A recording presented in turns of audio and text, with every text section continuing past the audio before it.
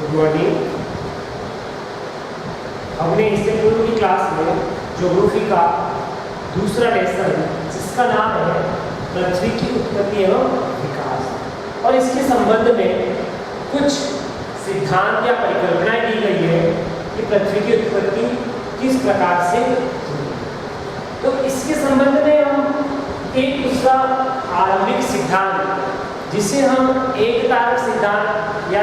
द्वितारक सिद्धांत के रूप में या निहारिका परिकल्पना के रूप में जानते हैं कि निहारिका अर्थात वे गैसीय बादल जिससे ग्रहों का निर्माण माना जाता है और इसे एक तारा के रूप में और सूर्य के साथ एक तारा होने की बात कही और बाद में फिर एक और तारा होने की बात कही और इस प्रकार से हमने पृथ्वी की उत्पत्ति के संबंध में एक सिद्धांत इससे पूर्व की क्लास में पढ़ा जिससे हमने प्रारंभिक सिद्धांत के रूप में देखा और जिसमें हमने निहारिका परिकल्पना की बात की, द्वितारक परिकल्पना की बात की और इसके बाद हम दूसरा पृथ्वी की उत्पत्ति के संबंध में सिद्धांत पढ़ते या सर्वमान्य सिद्धांत कहूँ मैं इसे, तो यह है आधुनिक सिद्धांत के रूप में, यानी हमारा जो पृथ्वी की उत्पत्ति का एक आधुनिक सिद्धांत जिसे बिग बैंग सिद्धांत या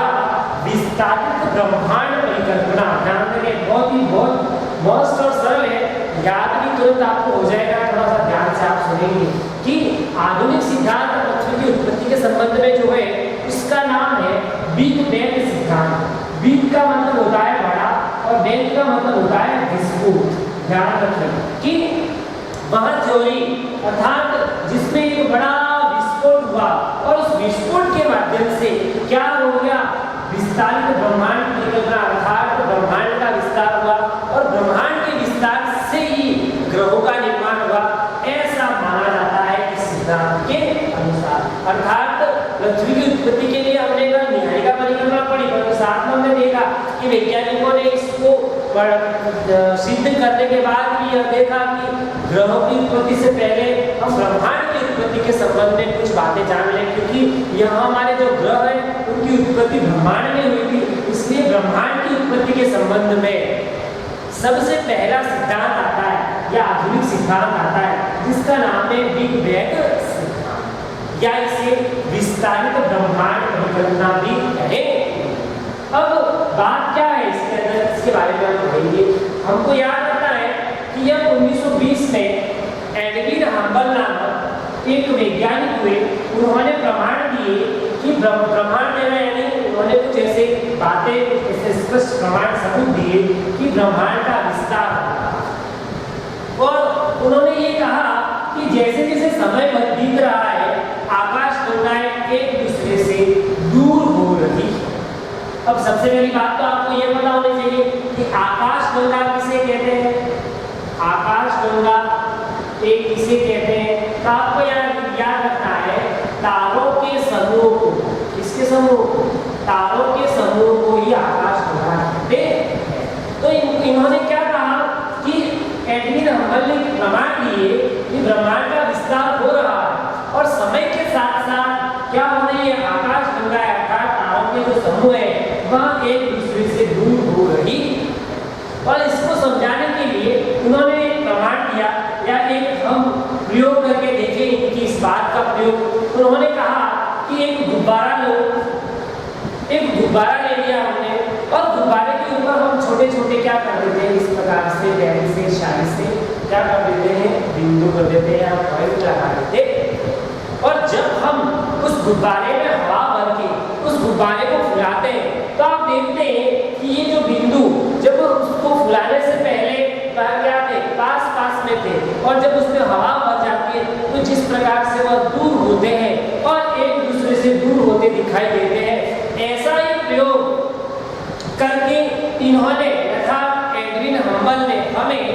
आकाश गंगाओं के विस्तार के संबंध में बात बताई कि आकाश गंगाओं का विस्तार उसी बात की हो रहा है जिस बात की हम एक गुब्बारे के अंदर बिना हवा भरे जब देखते हैं तो जो उसके ऊपर जो बिंदु होते हैं वह हमें आकाश गंगा के रूप में पास दिखाई देते हैं और जब उसमें हम हवा भर के उसको ज़्यादा बड़ा करते हैं, विस्तारित करते हैं तो उस समय वह जो बिंदु है वह अलग अलग हो जाते हैं। ऐसा प्रयोग करके एडविन ने एक उदाहरण प्रस्तुत किया, परंतु दूसरे वैज्ञानिक जो है उन्होंने इस बात को नहीं माना और उन्होंने कहा कि आकाश गंगाओं के बीच की दूरी जिस प्रकार की उन्होंने सिद्ध किए इस प्रकार से नहीं बढ़ रही है, वह इस प्रकार से नहीं बढ़ के इसकी कुछ अलग कारण हो सकते हैं। और इस तरह से उन्होंने बिग बैंग सिद्धांत का प्रतिपादन किया कि इस हेडविन हम्बल के प्रमाणों को प्रयोग को नकारते हुए वैज्ञानिकों ने कहा कि नहीं, यह एक विस्फोटक क्रिया के द्वारा अर्थात बिग बैंग एक बड़ा विस्फोट हुआ और उसके माध्यम से इसका विस्तार माना, उन्होंने विस्तार ब्रह्मांड का विस्तार माना और उन्होंने इस विस्तार को समझाने के लिए तीन बातें या तीन अवस्थाएं बताई कि ब्रह्मांड का विस्तार का जो बात एडविन हम्बल ने एक गुब्बारे के उदाहरण से समझाई, वैसा ना होके उसकी ब्रह्मांड के विस्तार की तीन अवस्थाएं हैं जिनमें उन्होंने कहा कि सिद्धांत के अनुसार, बिग बैंग सिद्धांत के अनुसार ब्रह्मांड के विकास की तीन अवस्थाएं मानी है। और उसमें पहली अवस्था के रूप में उन्होंने कहा कि आरंभ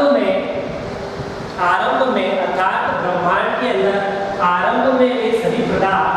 जिनसे ब्रह्मांड बना है वह अति छोटे या एकाकी परमाणु के रूप में आकाशगंगाओं के आसपास थे और यह एक ही स्थान पर स्थित थे, ऐसा माना है। पहली अवस्था क्या कह रही है कि आरंभ में वे सभी पदार्थ जिनसे ब्रह्मांड बना हुआ है वह एक छोटे गोलक या एक एकाकी परमाणु के रूप में एक ही जगह पर स्थित थे, एक ही स्थान पर स्थित थे और इनका आयतन बहुत ही कम था तथा तापमान एवं घनत्व अनंत था कि उस वस्तु का जो पदार्थ थे जिससे ब्रह्मांड बना उसका जो आयतन था वो तो बहुत सूक्ष्म था, परंतु उनका जो तापमान और घनत्व था बहुत बड़ा या अनंत था, चारों तरफ फैला हुआ था। फिर वे कहते हैं दूसरी अवस्था में कि इन्हीं पदार्थों के अंदर, इसी सूक्ष्म गोलक या छोटे पदार्थों के अंदर समय के साथ साथ धीरे धीरे जैसे समय बीता इनके अंदर एक बड़ा विस्फोट होता है, जिससे ही बिग बैंग का मतलब एक बड़ा विस्फोट इन छोटे पदार्थों के अंदर होता है और इस छोटे पदार्थ में विस्फोट होने के कारण वह एक विस्तारित रूप ले लेता है, अर्थात एक बड़ा रूप ले लेता है। वह छोटे छोटे पदार्थ बड़े रूप में विस्तारित होते हैं, बृहद रूप में विस्तारित होना यानी बड़े क्षेत्र में फैल जाते हैं। और हम देखते हैं कि यह जो घटना है वो वैज्ञानिकों का मानना है कि ऐसा हमारे 13.7 या हम उसको याद करने के लिए याद का आंकड़ा रखेंगे 14 अरब वर्ष पहले ऐसी घटना हुई, जिसके कारण या अर्थात हम ये कह सकते हैं कि यह विस्फोट की जो प्रक्रिया है वह आज या ब्रह्मांड के निर्माण से 14 अरब वर्ष पहले ऐसी घटना ब्रह्मांड के विस्तार के रूप में हुई और इससे ब्रह्मांड का विस्तार हुआ। और इनका ये भी मानना है कि ब्रह्मांड का विस्तार आज भी जारी है, अर्थात वर्तमान में भी जारी है। और इस विस्तार के कारण क्या कह रहे हैं आगे, इस विस्तार के कारण कुछ ऊर्जा पदार्थों में परिवर्तित हो गई, अर्थात कुछ जो ऊर्जा थी, जो तापमान था, जो शक्ति थी वह पदार्थों के रूप में परिवर्तित हो गई है, पदार्थ बन गए और विस्फोट के अल्प समय में अर्थात कुछ सेकंड के अंदर ही बृहद विस्तार हुआ। अर्थात ये जो विस्फोट हुआ उसमें बाद में विस्तार नहीं होता है, अर्थात विस्फोट के कुछ ही सेकंड के अंदर यह पदार्थ चारों ओर विस्तारित रूप में या फैल जाते हैं और बाद में इनकी गति क्या हो जाती है, धीमी पड़ जाती है। और इनका यह भी मानना है कि यह जो प्रथम के विस्फोट के प्रथम के जो 3 सेकंड थे या 3 मिनट थे उसमें पहले परमाणु का निर्माण हुआ और यही पहला परमाणु किस रूप में माना उन्होंने, ग्रह के रूप में, अर्थात वही परमाणु ग्रह के रूप में परिणित हुए। और आगे वह कहते हैं तीसरी अवस्था में कहा जाता है, बिग बैंग की तीसरी अवस्था में यह माना गया वैज्ञानिकों के द्वारा कि बिग बैंग के 3 लाख वर्षों के दौरान अर्थात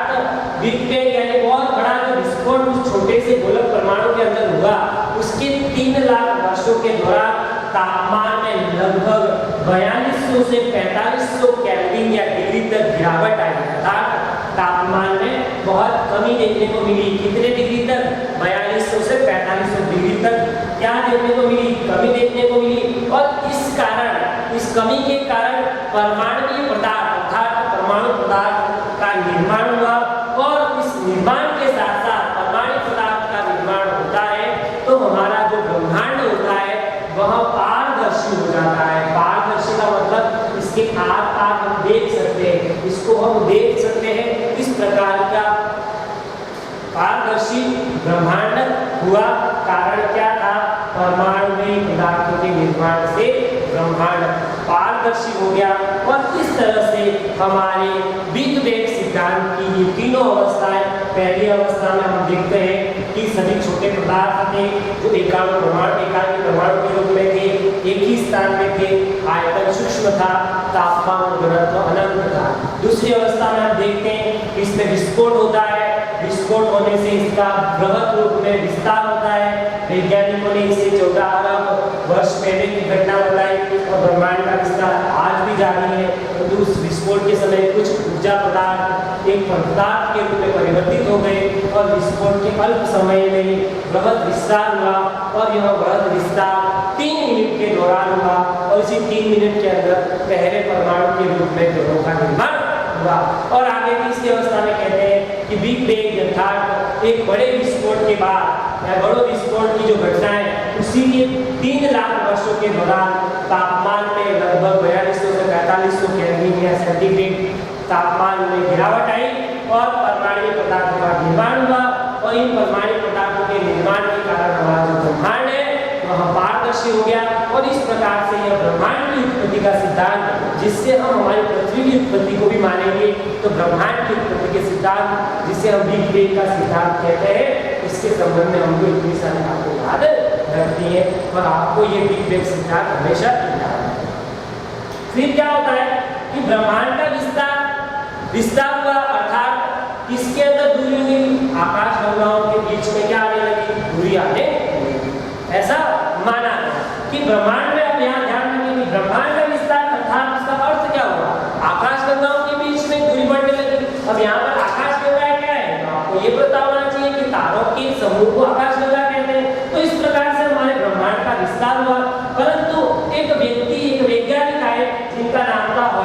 हॉयल ने इससे कहा कि यह सारी बातें स्थिर अवस्था में हुई थी, किसी भी समय एक जैसी बात नहीं थी। अलग अलग समय में ब्रह्मांड की अलग अलग स्थितियां हमें देखने को मिलती है। और इस प्रकार से हमारा यह सिद्धांत, जिसे हम ब्रह्मांड के बिग बैंग सिद्धांत के नाम से जानते हैं या इसे हम विस्तारित ब्रह्मांड का सिद्धांत कहते हैं, इस प्रकार से यह हमारा सिद्धांत पूर्ण होता है।